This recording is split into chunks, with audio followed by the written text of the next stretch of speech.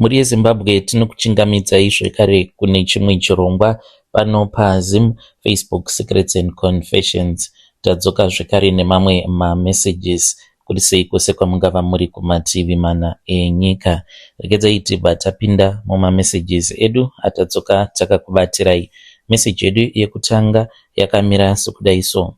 Anzi makadi zvenyu mukoma, zvinonzi zita remunhu ndiro rinotonga upenyu hwake, asi rangu zita rekunzi rudo rwava kundishayisa rugare uye zvekare rudo rwechokwadi panyika ino nekuda kwemhiko dzandakaita. Mukomana she ndakamirira hangu kuti ndinge ndichinofa. It's either ndichafirira kuparire nyatwa kana kuprivate hospital, but zvakangofanana nekuti ndine chirwere chandakabatwa nachiremba uye zvekare ndakanzi ndinokwanisa kufa gore rinotevera kana kuti muna 2029. Apa ndiri munhu ane mari dzake. Moyo wangu mukoma pandakaudzwa kuti ndava nebreast cancer ende izvi zvinokonzereswa nemhiko dzangu dzandakaita sezvo ndiine nyoka iyo yandinopota ndichiyamwisa. Nyoka iyi tinoiyamwisa tiri tose mucult kana kuti musisterhood medu.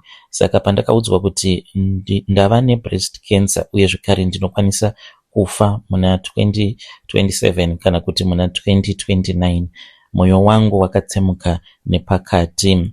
Zvose zvandakashandira mukoma makore ose awa ndiri mucult, everything hanzi zvichangotsakatika kana ndafa. Zvekare neimba iyi yandakatenga kunoku kuAvondale, imba iyi hanzi ichazongosara ichingotorwa nevatorwa.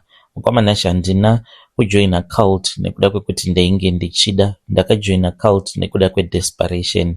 Before you judge me or skip my confession, please inzwaiwo nyaya yangu, then you can judge me afterwards nekuda kwezvandakaita. Ndakasangana neumwe mukadzi ndainge ndichizvishandira ndiri kuSouth Africa. Kana uri munhu anoshanda, kunyange zvikanzi unenge uchiwana mari shoma, zviri nani kuti ushande hako uchishanda uchiburitsa ziya uchipiwa mari shoma than kuti unge uchida kupfuma ne1 day. Ndo zvakaitika makore acho iwawo apo pandainge ndiri kuSouth Africa.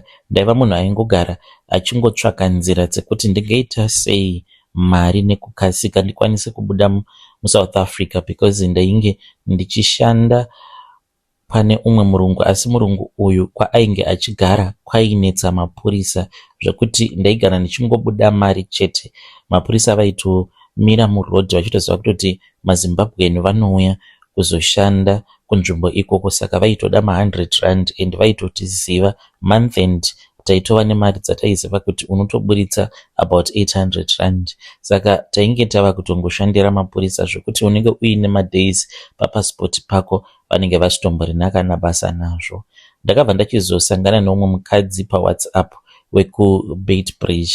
Mukadzi uyu ainge ari wechiVenda. Takatanga kutaura, akandiudza kuti iye ainge aine business rake raainge achiita. Ainge achida kuti ndige ndichizomushandira sort of like a runner. Akati unenge uchingoshanda hako pabasa pako. Ndipo pandakabva ndachizokumbira murungu for stay in, because ndainge ndava kuda storage.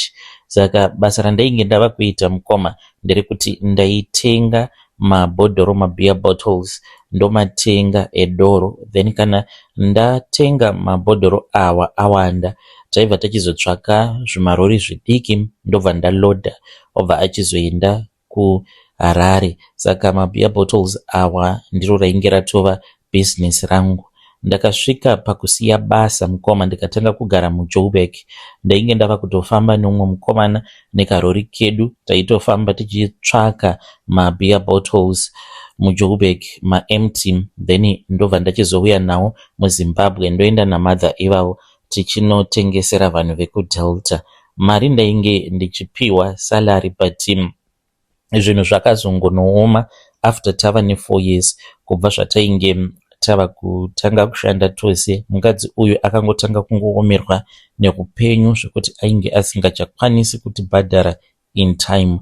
Apa inini mukoma ndakasvika pakuzviudza kuti ndinofanira kushingirira so that ndige ndichikwanisawo kuzowana mukoto wekuti ndinenge ndava kutengeserawo angu mabhodhoro, but upenyu hwakaoma. Ipapo ndingadai ndakadzokera kumurungu wangu, dai ndainge ndakadzokera kumurungu, ndakadzokera pabasa, ndingadai ndisina kuzosvika pakuromba. Asi mukoma ndakaramba ndichingoshanda, achingondisimbisa mukadzi iyeye, achiti zvinhu zvainge zvichazochinja, zvainge zvichazonaka, achinditi Rudo, shanda nesimba, uchakwanisa kuzovakirawo amai vako imba. Asi gore rakapera, pandakati ndava kudawo mari yangu, iye akabva achizotanga kurwara zvainge zviri very serious, akaendeswa kuchipatara. Pakadaro ndakashaya kuti munhu akadaro ndingamudhimanda sei mari yangu, ndikangosiyana nazvo. Mukoma gore rose ndakashanda, asi ndainge ndisina mari yandakambopiwa. Panguva iyoyo mukoma wangu Godfrey, uyo ainge ariwo kuSouth Africa, ndiye ainge ava munhu wandainge ndava kutotarisira kuti achange achizondibatsira, because chainge chichindipusha kuti ndiite zvose zvandainge ndichiita yainge iri nhau yekuti amai vainge vachirwara. Saka Godfrey ndaiti kana ndikataura naye, mukoma aikwanisa kundiudza kuti haana kana sendi. Asi ndaizoti kana ndakatarisa mastatus ake paWhatsApp, ndaiona Godfrey akabata mabhodhoro eHennessy, akapfeka mbatya dzeGucci. Pandaimufonera ndichichema ndichiti amai vava kutoda kutofa, Godfrey aikwanisa kutongoti Rudo, zvinhu zvakaoma kunoku, ndiri kutotsvakawo mari yerent. Asi mukoma ndaiona pamastatus neshamwari dzangu dzekuJoburg dzaitondiudza kutoti Godfrey akatotenga motikari yeMercedes Benz C-Class itsva, uye zvekare ari kutodanana neumwe muNigerian mukadzi neiwo maxhosa. Mari yekuti anga achitumidzira inini kuti ndige ndichikwanisa kuenda naamai kuchipatara ainge asina, asi aiva nemari yekuti ange achispoila muNigerian wake vachienda kumavacations nemamwe maxhosa awo ainge achidanana nawo. Kana muri semabhawa, aita unhu huya hwechiZimba hwekuti kana akabva kwaainge ava kugara kumasuburbs akaenda kumalocation, aingoti bhawa rinonga rivharwe, munhu wose ari munomu ari kufanira kuti anga achivharirwa muno weekend yose achinwa doro. Vanhu vainge vava kutozviziva kuti kana Godfrey akangouya kulocation, tinotomhanya tichitotevera motikari yake. Ndipo pandakaziva kuti Godfrey ainge asisiri munhu wekuti ndingamira naye muupenyu, because iye ainge ava kungoraramira kuzvidyira mari dzake. Nekupererwa ndakabva ndachizoenda kumakorokoza kumazowe, uko kwainge kuchiitwa zvekucherwa goridhe. Ndainge ndichida kuti ndinge ndichingonotengesawo, ndichiti kunyange ndikanzi ndazosvika pakutengesa muviri wangu hazvina hazvo basa, but ndainge ndiine zvinhu zvandainge ndichida kutengesa, hembe dzandainge ndakahodha, uye zvekare nechikafu, tumagroceries, ndichiti kana ndikatengesa apa ndikastoka, ndikamborapisa amai, zvinhu zvinofamba zvakanaka.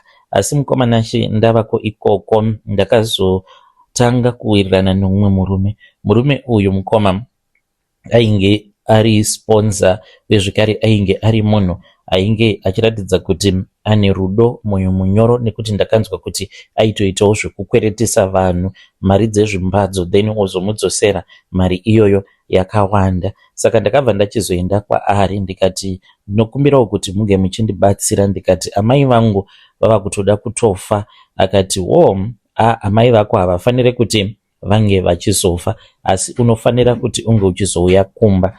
Ndakabva ndachizoenda kumba kwake, ndichangoti ainge achigara kuMount Pleasant. Ndaenda kumba kwake, akandiudza pajekerere kuti mari aikwanisa kundipa inenge isina interest. Ndikati thank you very much. Akati asi usati wawana mari iyi saina apa. Ane rimwe bepa raakandipa, akabva andipa netsono kuti ndige ndichizvibaya pachigunwe pangu, akanditi verenga. Pandakaverenga ndakaona kuti painge pakanyorwa kuti kana mwedzi wako wava kuda kupera, ndava kuda kutevera, ndinofanira kuti ndige ndichizouya nemapads angu awo andinenge ndashandisa anenge aine period blood, ndobva ndamupa, tobva taenda kumaini ikoko. Taifanira kuti tinge tichizoenda kunokanda mapedzi iwawo padhuze nemigodhi yake uko kunenge kuchishanda vakomana vake. Ropa iroro ndo rinozoita kuti goridhe ringe richizoputika mumigodhi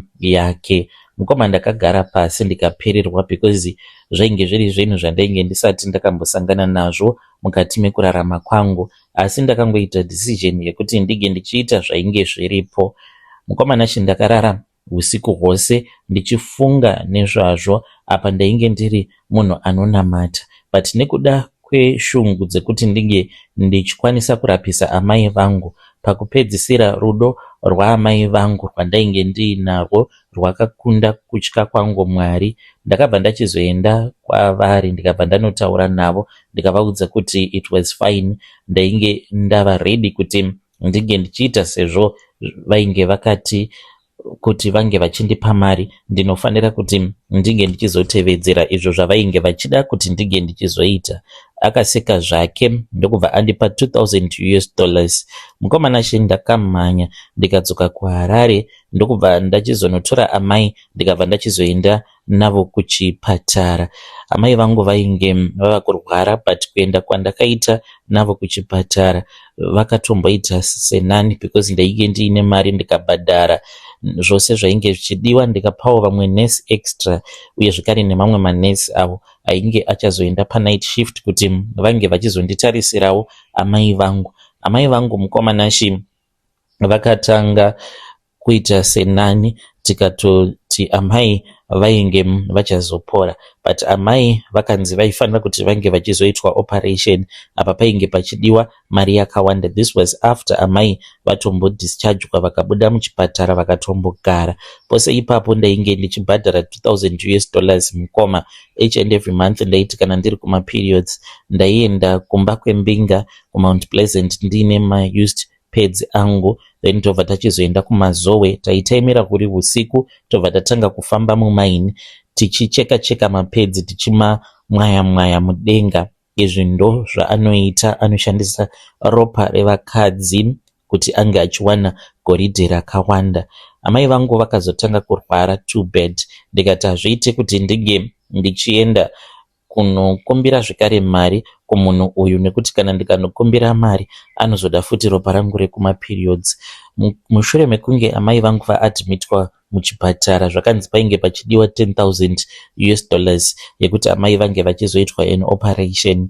Ndakati handina mari, but amai vangu vaichema nekuda kwepain vachiti zviri nani kuti ndige ndichinzi ndafa because pain yandiri kunzwa mwanangu yakanyanyisa, chingondipai mapiritsi ekuti ndige ndichifa, ndichadi kuramba ndichirarama.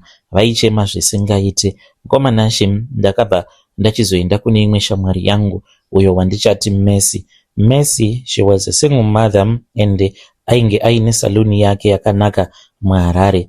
Messi aizviziva kuti ndainge ndiri munhu ainge achitambura, ainge achizviziva kuti ndakamboshanda gore rose without pay, uye zvekare iye ainge ari munhu ainge akapfuma. One day ndakati ndiri kusaluni kwake ndichitoda mari kubva kwaari ndichida kuti ange achindibatsira zvekare. Akabva achizoti kwandiri, you know what Rudo, basa ndinokwanisa kukupa, but kana ndikakupa basa do you think kuti ndinozokupa salary yakawanda here? Kuti iwewe unge uchikwanisa kurapisa amai vangu unofanira kufunga semuZimbabweni, usagarira pfungwa, eva munhu wekuti unomhanya. Taraone kuti isusu tinomhanya sei. Ndikabva ndati ndinombozama 1 unless kana ndava kuita hangu zvokutengesa muviri wangu. Akabva ati ndinoda kuti ndige ndichikupinza mugrupu redu. Ndakapinzwa muWhatsApp group randisingakwanisa hangu kutaura nezita.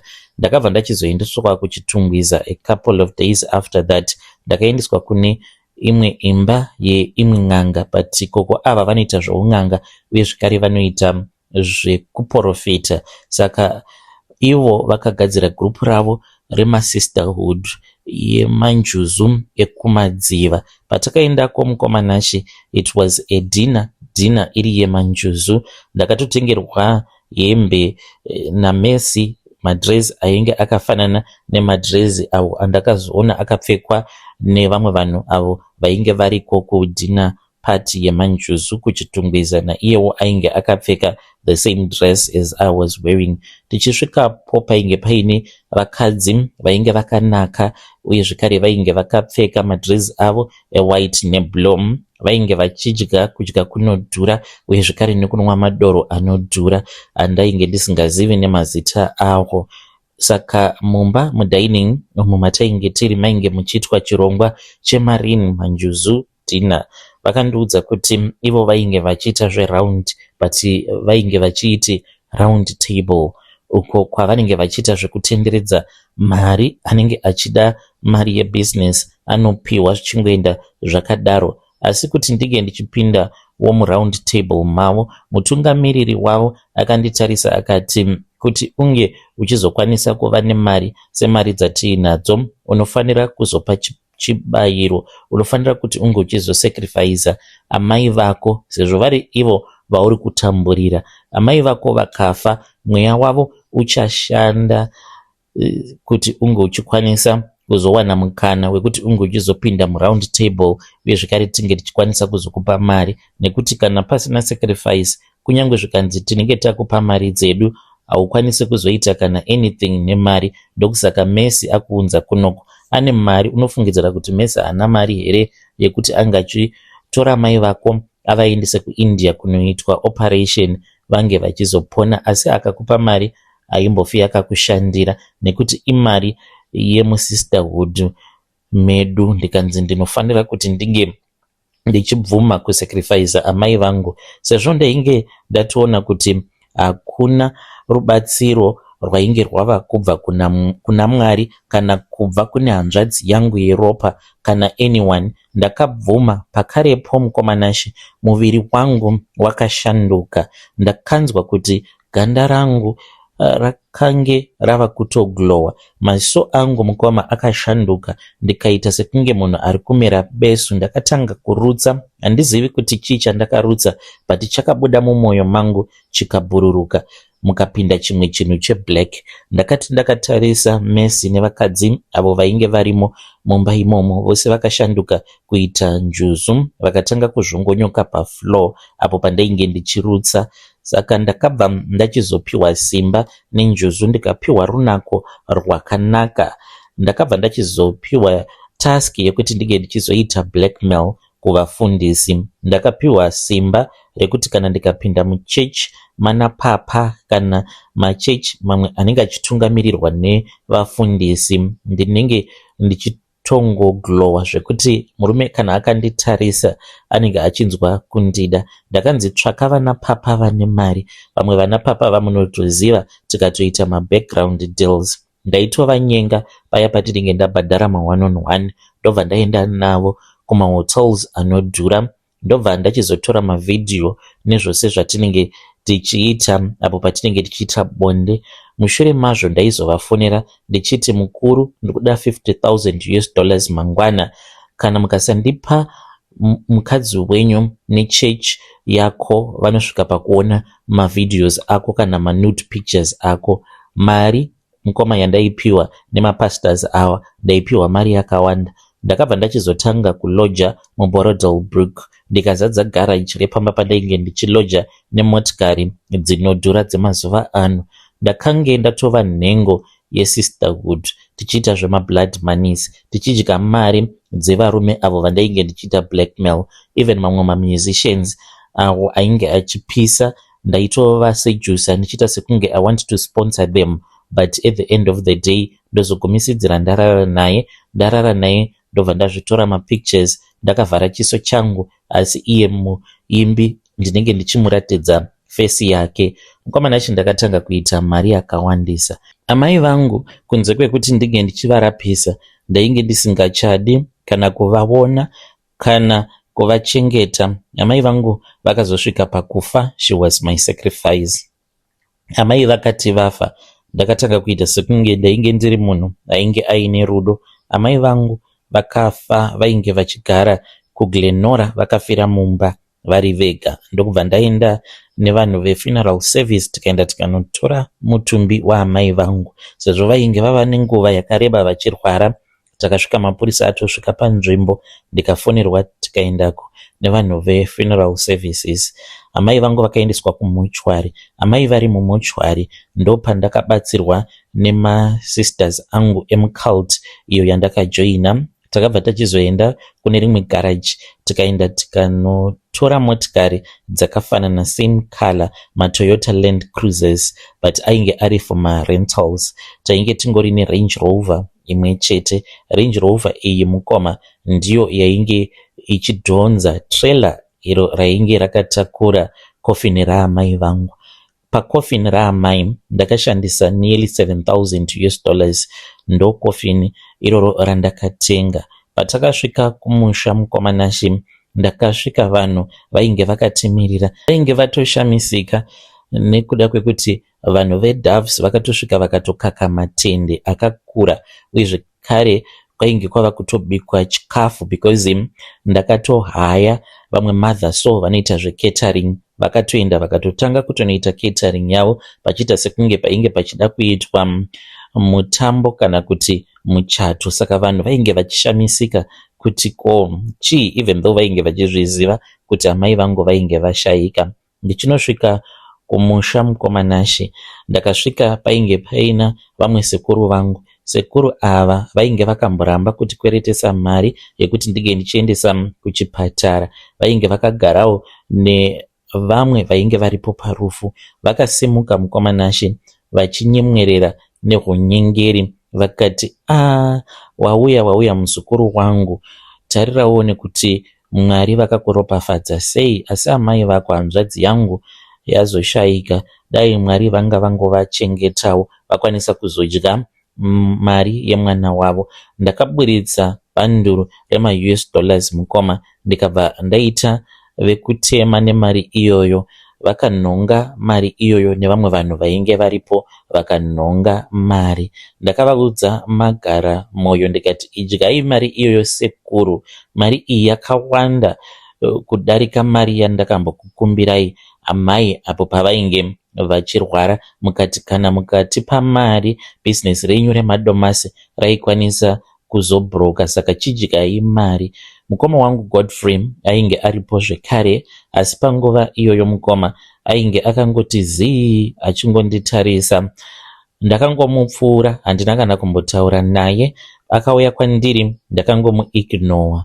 Takangoti tichingopedza kuviga amai, iniwo neshamwari dzangu tichitosimuka. Usiku takatobvapo parufu tikaenda tikanorara kulodge. Mangwana takazouya, it was somewhere kuma past 10, ndatoita zvekutumidzirwa message kuti musikana uripi, nekuti nguva yakwana yekuti tinge tichienda kunoradzika amai vako. Ndipo pandakabva ndachizoenda kumba kwasekuru nemafriends angu, tikabva tachizoenda kumakuva. Tichibva kumakuva apa tainge takatoslaya, takatopfeka hembe dzakafanana, kwava kubva tachizodhiraivha tichidzoka kuHarare. Mukomanashi, mari ndinayo, mari haisi kana chinhu pari zvino kwandiri. Ndakazotanga kurwara mukomanashi, ndo pandakabva ndachizoenda kune chimwe chipatara chinodhura chekuSouth Africa, uko kwandakaenda ndikanoongororwa mushure mekunge ndava kunzwa bundu mukati memazamu angu. Ndakatariswa nana chiremba mukomanashi, ndikanzi ndine breast cancer yatokwira kumberi stage 4. Hanzi kana ndikasafa 2029, hanzi dzinenge dziri nyasha dzaMwari. Pandakadzoka kumba mukomanashi, ndakagara mumba apa ndinogara ndiri ndega. Mumba mangu mukomanashi munotongofamba vamwe vanhu vandisingazivi. Ndinokwanisa kungoti ndakagara mulounge, ndotoona kana mukadzi anotongopinda mumba, anotaunge sekunge anenge asingandioni, otofamba ototanga kutoita mabasa emumba sekunge mumba make. Kana ndakarara pamubhedha, ndinokwanisa kungomuka ndobva ndatoona kuti ndinenge ndaradzikwa kana panze paloni. Ndinomuka ndichita kubvunda nechando. Vanhu ivavo handizivi kuti ndiva nani. Mari iripo, dzimba ndinadzo, ende masisters angu ekusisterhood varipo, asi muviri wangu uri kudyiwa nekensa. Ndakatsvaka upfumi nekudeura ropa raamai vangu, iko zvino zviupfumi huya hwava kudya ropa rangu zvekare. Mukomanashi, ndainge ndimbori netariro yekuti amai vangu ndinofanira kuti ndige ndichivashandira, asi iko zvinozvi ndava mupfumi, ndiri kufa nekensa nekuda kwekuti ndakada upfumi nekukasika. Please mukoma, postai nyaya yangu, inorwadza zvikuru. Kune avo vachandibatsira mucomment section, I want to thank you. Uye neavo vachazondijaja, it is fine. Ndakaromba nekuda kwekuti ndainge ndichida kurapisawo amai vangu. Hei vedare ndo message iyo yandakatumidzirwa ichibva kuna vanzvadzi vedu. Rudo zvakaoma hazvo vedu we. Yo, hanzi ndakajoina sisterhood apa ndava nebreast cancer. Hei, zvakangooma hazvo vedu we. Ko vanzvadzi, sezvo muchiti imimi mune mari yakawanda, breast cancer hazviiti here kuti munge muchiendawo kuchipatara munge muchinorapwa sezvo muine mari. If you are able to come back and tell us kuti sei musiri kuzvirapisa nemari dzose dzamuinadzo. Regedzai tibva taenda panyaya yedu inotevera. Nyaya yedu inotevera yakamira sekudai so. Hanzi, makadi zvenyu mukoma, please post my story makaviga chitupa changu. Izvi zvakaitika many years ago. Mukoma, ndiri munhu ari kungorarama zvake, but mumwoyo mangu ndine chimwe chironda chiri kuramba kupora. Handizivi kuti ndoudza vanhu here vekuziva, handizosungwi here. Nhasi ndasarudza imi kuti ndige ndichikuudzai, ndasarudza vedare renyu kuti vange vachindibatsira. Ndinomboedza kuti ndige ndichizviregerera sezvandinoudzwa nemurume wangu, but murume wangu anoti dai wasiyana nazvo zvaroda kuita, nekuti tinozofira mujeri. Ko vamwe vana ava vatakazvara vanozosara vachichengetwa nani? Mukomana, zvinhu izvi zvakaitika many years ago. Musi wacho iwoyo mvura yainge ichiita kunaya. Tainge tichigara kuEpworth, inini nemurume wangu baba Tari. Tainge tava nenguva tichingoraramisana upenyu hwekitsi nagonzo, tichingonetsana mumba. Urombo hwatainge tiinawo hwainge hwakanyanyisa, urombo hwakapinza mweya wehasha mumba medu. Zuva iroro mukoma, baba Tari ainge adzoka kumba akadhakwa. Ainge asina kana kobiri rechingwa, iye achiziva kuti mumba mainge musina kana chokubata. Saka ainge atova nenguva asina kana mari ainge achimbondipa, but kumabhawa ndainge ndichinzwa kuti ainge achidya mari nemahuri. Mwana wedu ainge aine chirwere zvekare, ende painge pachidiwa mari yekuti tinge tichizopota tichinonotenga mushonga, but aipedzera mari yose kumabhawa. Musi wacho iwoyo mukomana, ndainge ndakabereka Tariro mwana wangu, ndainge ndakamusunga neZambia kumusana. Zambia racho raingowo Zambia rainge rakatongosakara zvaro. Paakapinda achitodzvova doro rake, mukomana ndakarwadziwa. Apa mwana ainge achirwara ari kumusana. Ndakatanga kupopotera murume wangu ndichimupomedzera mhosva yekuva nehutsinye nekusada mwana wake. Hasha dzakabva dzachizomubata, akatanga kundituka achindisundidzira kumadziro. Handina kuda kuzungunuka nekuti ndainge ndiine hasha dzaamai vane mwana ari kufa nenzara. Takatanga kunetsana mukomana tichirwa. Inini ndainge ndakabata poto, iye ainge akabata hembe yangu achindizunza nehasha. Mukunetsana ikoko, patakange tichinetsana tichirwa, Zambia randainge ndakaberekesa naro Tariro kumusana rakabva rasununguka pasina ini kuzviziva nekukasira. Baba Tari vakandisundidzira nesimba rakanyanyisa. Mukomana ndokubva mwana achibva achizonodona. Ndakaita zvekudona, but mwana ndakanzwa kurira kudona kwaakaita. Mukomana ndakatoziva kutoti there was something that was wrong, because mwana haana kana kumbochema. Pandakatarisa ndo pandakaona kuti Tari ainge aita sekunge ainge amonya mutsipa wake. Musoro wake wainge wakatarisa divi risiri riro. Ainge asina kana kumbochema, ainge asingachafemi. Kudona kuya mukomana kubva kumusana kwangu, I think ndo kwakauraya mwana. Pakarepo mukomana takatanga kuchema tose tiri vaviri. Baba Tari vakangomirawo, doro rikabva rapera. Ndakamhanya kunosimudza mwana wangu ndichimuzungunutsa ndichiti, Tariro, Tariro mwanangu muka. Asi muviri wake wainge wangoti rembe rembe. Mutsipa wake wainge watsemuka pakudonha paya ainge afira ipapo mukati mehondo yevabereki vake. Ndakati ndichida kubuda, murume wangu akabva andibata. Apa takangomira takatarisana nechitunha chemwana wedu mukoma. Takabva tachizobvumirana kuti tinge tichiita cover up inotyisa. Takatora chitunha chatari tikamugezesa, ndikamupfekedza hembe dzekurara nadzo, ndikamuradzika pamubhedha wake, ndikamufukidza nekumbeze zvakanaka sekunge mwana ainge achiri mupenyu. Usiku ihwohwo mukoma handina kana kumbobwaira, ndainge ndakagara padhuze nemubhedha ndichitarisa chiso chemwana wangu asingachafemi, ndichiziva kuti inini nemurume wangu tainge tatova mhondi. Kwaedza ndopandakatanga kuchema nenzwi rainge riri pamusoro, ndichimhanya ndichichema ndichiti, amai kani, amai kani, mwana wangu haachamuki, tariro afira kuhope. Vavakidzani vakauya vachimhanya, vachindibata, vachindinyaradza, vachiti zvinowanikwa. Vanhu vainge vachizviziva kuti Tari ainge ava nenguva, akangozvarwa achingorwara, mwana anga achirwara, ndonzira dzaMwari. Vanhu vakadaro.